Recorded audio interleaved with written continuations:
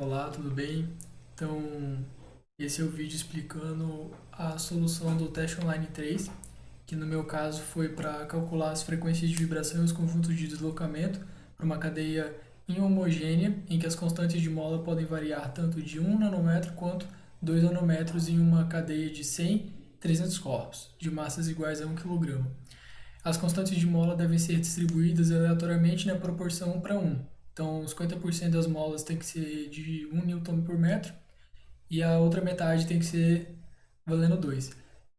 O exercício aqui pede para apresentar os resultados com gráficos de densidade de estados e os deslocamentos relativos para as 5 primeiras e 5 últimas frequências em ordem crescente. Então, a minha solução está sendo feita em Julia e a forma que você executa o problema é igual às outras primeiras, vai ter o Project Manifest, que vão ter os dados do arquivo, eu vou criar um init.jl e esse programa que você executa por um terminal mesmo, vai abrir o Pluto no navegador e aí só abrir o notebook. Então, essa daqui é a solução, o enunciado está aqui, eu incluo os pacotes, defino que o motor de plot que eu quero, né, as figuras, vão ser geradas pelo Plotly.js, que é um framework de construção de figuras legal. É o mesmo que eu sempre vim usando, nada mudou. Enfim, a minha solução é o seguinte. Nesse problema de massa-mola, que você tem uma cadeia de massas, cada uma conectada com uma mola, você resolve da seguinte maneira. Você tem que criar uma matriz que aqui a gente chama de D, né? E aí o valor que você vai preenchendo nessa matriz varia de acordo com a posição. Se você tiver numa posição do tipo I para a linha e para a coluna I mais ou menos 1, seria a coluna, né? Você então faz menos KI mais 1, ou menos 1, dependendo de qual você está, dividido pela massa. Então, o que você está querendo fazer aqui é que se você estiver numa matriz, numa posição em que a linha é diferente da coluna por uma unidade, você vai pegar a próxima, a mola que liga o corpo que eu tô, que é o I, para o próximo corpo, que é o I mais 1, ou você vai pegar o valor da constante de mola que liga com o corpo de trás, né? Se I e J for a mesma posição, significa que você está na diagonal, então você faz a constante da mola do corpo que eu tô com o corpo anterior, mais a constante de mola do corpo que eu tô com a do próximo e divide por m. Nesse problema, quando você representa, quando você escreve ele de um jeito matemático, faz sentido trabalhar com esses índices. Só que quando você está colocando isso num computador, você tem que representar essa informação de um jeito que seja compatível com esse meio, né? Então, eu fiz aqui um diagraminha que é o seguinte, tem 4 corpos, 3 molas que ligam esses corpos.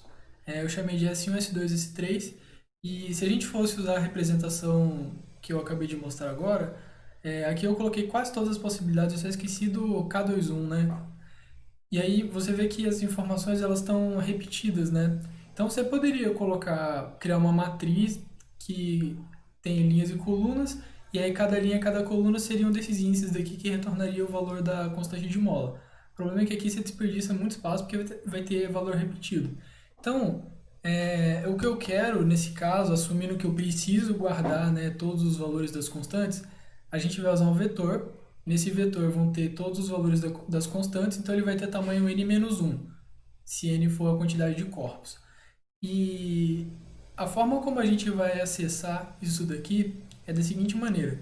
Sempre que eu tiver um K que recebe o valor atual do corpo que eu tô e que é a constante de mola em relação ao próximo corpo que eu tô, ou seja, o K12 ou K23, não, desculpa, o K, é isso, 23 ou K34, o que a gente vai fazer para essa massa, esse corpo 1, a constante de mola para o próximo corpo vai estar nesse vetor KS na posição 1. O corpo 2 vai estar na posição 2. O corpo 3 vai estar na posição 3. O corpo 4 não tem próximo elemento, então não tem nada aqui. Sempre que a gente tentar acessar um índice desse vetor que não existe, ou seja, um índice a mais ou um índice a menos, a gente vai retornar zero, porque nas contas que a gente fica fazendo aqui, é sempre um mais, ou aqui nesse caso está multiplicando com zero, e o zero nesse caso aqui seria o elemento neutro, né? Você fazer zero dividido por alguma coisa dá zero, e todos os outros elementos daquela matriz que não são nem da diagonal principal. É que você tem uma tridiagonal, né? A diagonal, o que seria em cima, o que seria embaixo tem valor, o resto é tudo zero, então não é um problema. Então, toda vez que a gente quiser acessar um elemento k i mais um, a gente vai pegar o elemento ks na posição i. Se a gente quiser pegar o elemento anterior, então a gente vai pegar i menos um. E aí dessa maneira a gente consegue, de uma forma mais compacta, conseguir representar essas constantes que estão para frente ou para trás, dado, né, um elemento central. Beleza. Então a gente tem essa função, a gente já sabe como representar agora esse vetor das constantes de mola, e aí eu preciso, de fato, calcular essa matriz. Então, eu criei aqui uma função, eu chamei de D maiúsculo, que recebe um N, quantidade de corpos. KS seria um vetor unidimensional, que guarda todos os elementos das constantes de mola. M, que no meu problema, ele fala que M vale 1 kg, né? Então, não preciso criar um vetor para as massas, eu assumi aqui como escalar. E retorna um array bidimensional, já que a gente vai retornar uma matriz, né? Então, nessa linha daqui, o que a gente faz é quando isso daqui for um menos, na linha de... Não, desculpa. Quando for mais, né? Quando a gente for pegar o próximo elemento, essa daqui quando está no elemento anterior, e essa daqui preenche a diagonal principal. Retorna no final a matriz. Essa função aqui, sistema massa-mola, recebe um N, e o que ela faz, tem uns testes aqui, né? E o que ela faz, basicamente, é setar todas as etapas aqui do nosso problema. Então, eu crio aqui o vetor KS, que é um vetor de n-1 posições, em que cada elemento vai ser um valor aleatório entre 1 e 2. Essa função range cria um vetor, né, que nesse caso de uma dimensão apenas, de n-1 valores, ele vai sortear 1 e 2 para cada posição. Não é uma função verdadeiramente aleatória, não é esse o ponto, mas o ponto é que ela é consistente. Cada um desses elementos daqui, do 1 e do 2, tem igual probabilidade de ser escolhido. E no fundo é isso que a gente quer, né?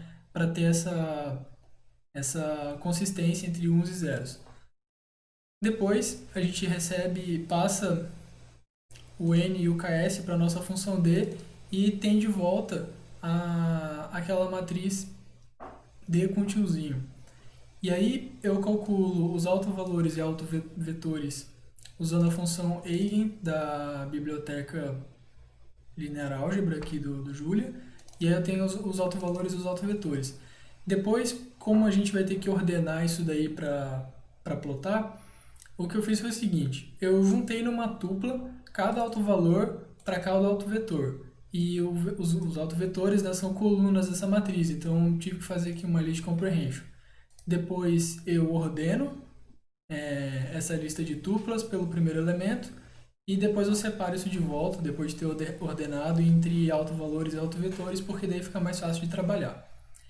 E a gente está fazendo tudo isso porque os autovalores e os autovetores, eles têm uma interpretação física para esse problema, né?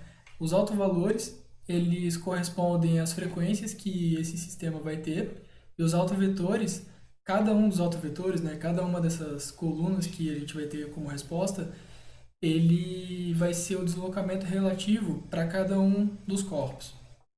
Legal. Essa função aqui é uma função que eu criei que recebe os autovalores, os autovetores e um range. Esse range, e ela é para plotar, né? Esse range é porque às vezes eu vou querer plotar do 1 até o 5, os 5 primeiros, né? Ou então eu vou querer plotar os 5 últimos. Então, para filtrar, para usar a mesma função para esses dois casos. E, enfim, é só uma função para plotar. Então ele pede para a gente fazer dois experimentos, né? Um com 100 corpos, depois um outro com 300 corpos. Então eu defino aqui n igual a 100, eu peço para rodar a função sistema massa-mola, passando o valor n, e essa função retorna para mim aquele d, que eu não uso para nada, mas eu retornei para caso eu quisesse visualizar. os autovalores, os autovetores. E aí, aqui eu tenho um slider, porque a primeira coisa que o enunciado pede para a gente mostrar seria a densidade de estados das frequências, né? Então, se eu tiver zero colunas, zero barrinhas, né, desse histograma, não existe histograma, por isso que não tem nada aqui. E aí eu vou começar a aumentar aqui o valor de barras para a gente ver o que acontece. Porque esse valor, a quantidade de barras, ou seja, qual é o tamanho do recorte que eu vou escolher das faixas de frequência, é um valor que você vai aumentando conforme necessário até conseguir interpretar esse gráfico através de um ponto de vista físico, né? Para ele ter algum sentido para você. E aí por isso que eu fiz esse slider. Esse slider vai de zero até a quantidade, até n, né? Porque não faria sentido ter mais barras do que a quantidade de corpos aqui.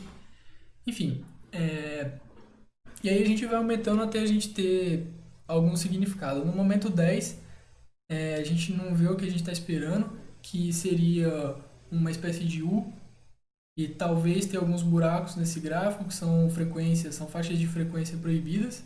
Por enquanto a gente não observa isso, eu vou aumentar um pouquinho. 35. Legal, 35 a gente já vê que tem mais ou menos esse comportamento de U, já tem algumas faixas aqui que são proibidas, que não aparecem em nada.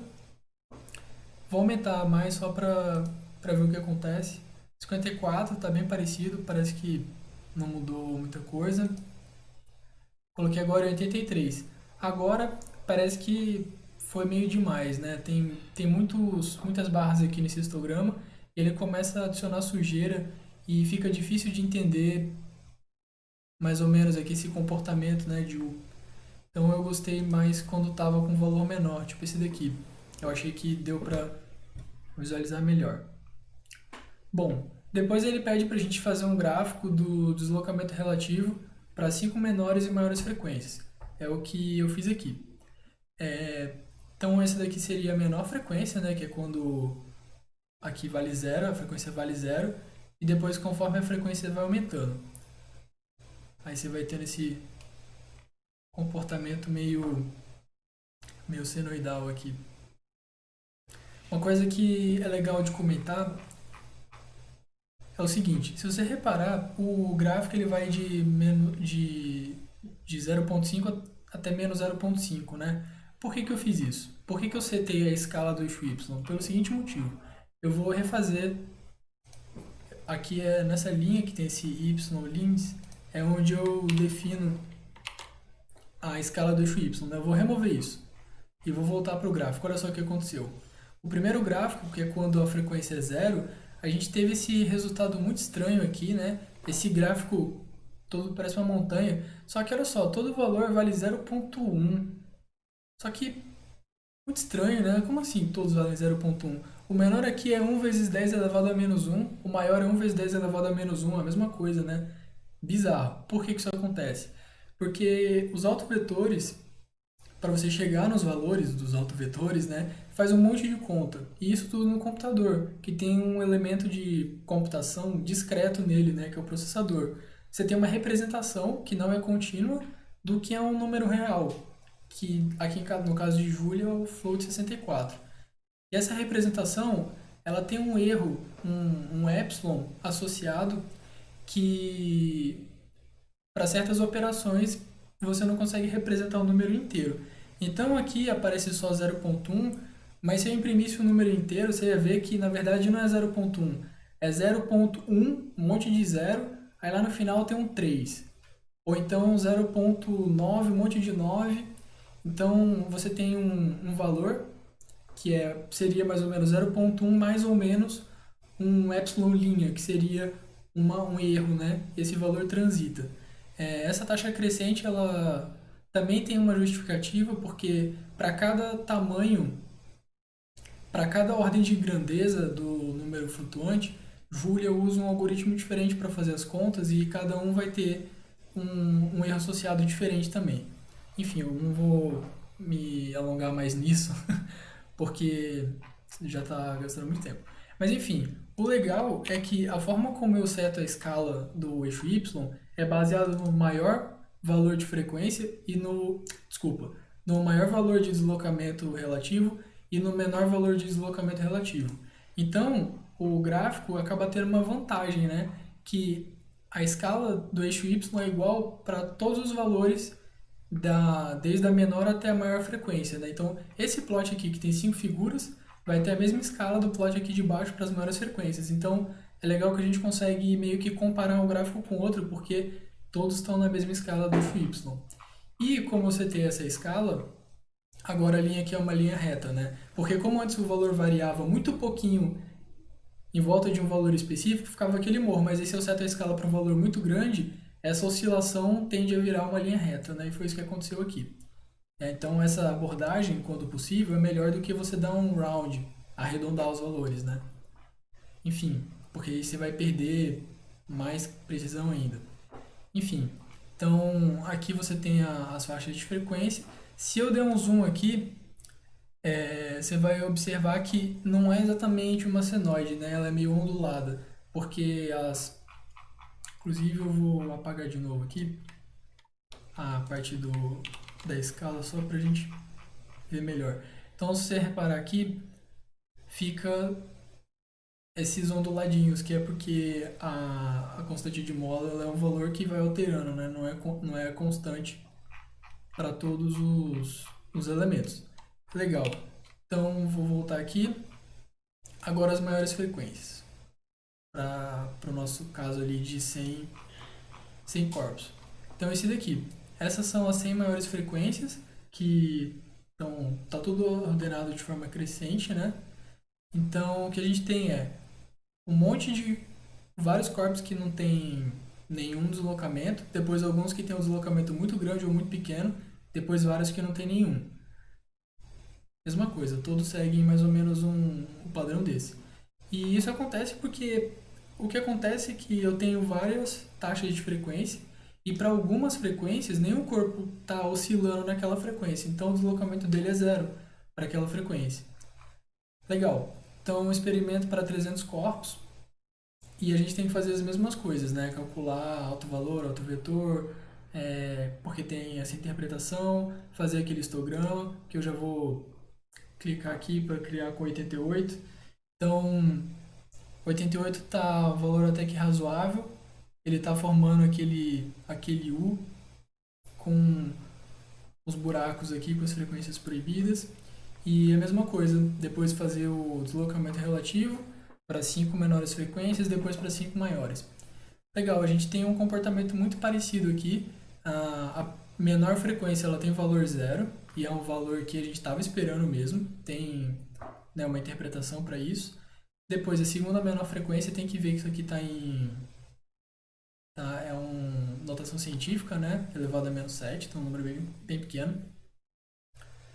E tem um comportamento bem parecido para 100 corpos, o que leva a crer que se você tem uma distribuição de constante de mola de 1 para 1, aqui agora para as maiores frequências, mesma coisa, um monte de zero, depois uma fatia pequena que tem essa oscilação com uma amplitude super grande, numa frequência alta também. Aqui. Então, o que leva a crer é que para este caso específico, em que as massas são todas iguais, que as constantes de mola seguem, de certa forma, uma uniformidade, né? De tal maneira que a quantidade de constantes igual a 1 e igual a 2 é mais ou menos a mesma. Então, o comportamento é parecido, independente da quantidade de corpos que a gente adicione a partir de um certo ponto, né? Eu vou colocar aqui um valor maior agora. Eu vou colocar um valor menor, eu vou colocar 30. Vamos ver o que acontece se a gente colocar 30 corpos apenas. A gente vê que continua praticamente igual. Fica um pouco mais quadradão assim, mas é porque como tem menos valores, o gráfico acaba ficando maior. Mas, olha, aqui não chegou a ficar totalmente zero, né? Porque como tem menos... Mas, enfim, é praticamente a mesma coisa. Então, existe essa consistência, né, na quantidade de corpos e no comportamento que você tem se você mantém a propriedade da massa ser igual e da constante de mola seguir a mesma regra, né, para ser criada. Enfim, essa foi a minha solução no teste online 3. Esse vídeo aqui ficou meio longo, tá com 20 minutos, mas é que eu achei legal explicar qual foi o meu raciocínio, como é que eu fiz a modelagem do problema físico das estruturas de dados aqui para linguagem de programação. Também achei legal comentar o fato do gráfico quando você tem valores muito próximos, né? Quando você faz uma conta e essa conta tem um erro, e esse erro ele varia de acordo com a série, e aí quando você plota fica aquele negócio estranho. Então, como é que você pode resolver isso, né?